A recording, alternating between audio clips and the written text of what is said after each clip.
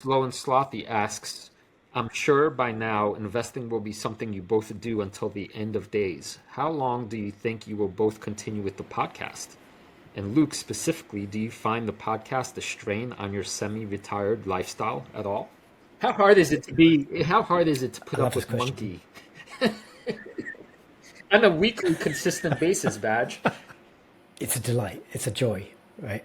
This is this is just the most fun thing I do all the time now. Like when I say this to close personal friends often because I'm trying to encourage everybody else to kind of, a bit like just sort of follow the same path if they can. And I'm investing for their kids because I want their kids to have the same kind of freedom. But like I retired when I was 49, and I was lucky I had like a good job that allowed me to like put a lot of money into my ISA over a long period of time, and then 22 years and 22% CAGR, like the money got there. But you don't just need money to have a successful retirement. You need a purpose in life, and I've always been one of these guys who goes out and like finds their own purpose.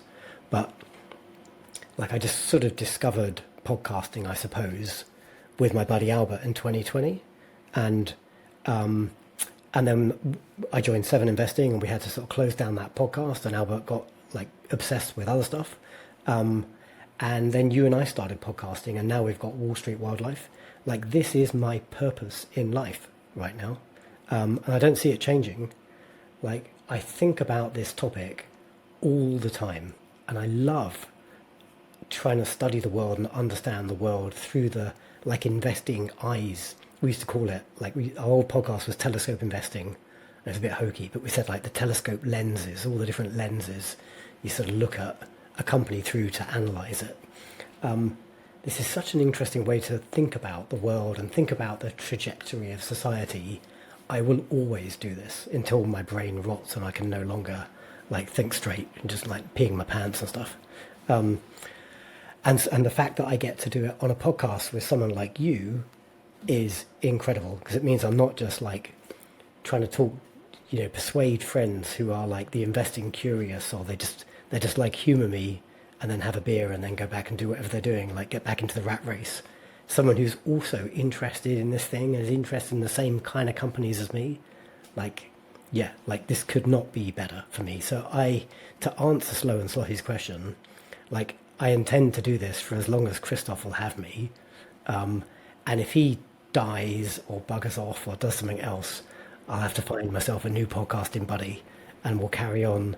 Yeah, it won't be Wall Street Wildlife; it'll be something else. But we'll grandfather you in if you're a Patreon. I'm going to be doing this until I Oh, can't that's an think any longer. inspiring answer, Badge. And I know it's true, right? I mean, I know it's true, and it's really good, right? Your reasons are multi-layered. It's good for your portfolio, but it's also a kind of you have a mission on top of that that you do through this. And I think that would be my answer, is that second part. I have a I have a very strong interest in philosophy, and I have a very strong interest in what I would call personal cultivation and spiritual growth. Uh, this might sound a little goody goody or squishy, but basically helping the world be a better place. And I'm beginning to be more and more convinced that, we have to find our individual talents and then do things the right way through mediums that present themselves to us. So instead of becoming, I'm not going to be a Mother Teresa. I'm not going to run a, say, food kitchen as a kind of very maybe caricature version of what doing good in the world is.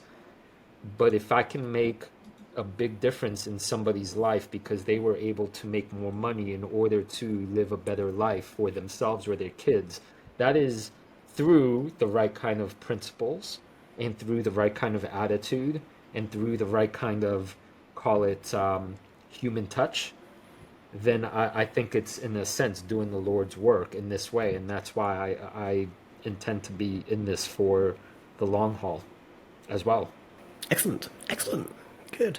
Just now we just both need to not die, and then we're great. We'll carry on compounding and king of the Right. Well, jungling you for have a decades to come. motorcycle habit and you have a downskill skiing habit, and what do? I just go and fight grown men who try to kill me every day. Like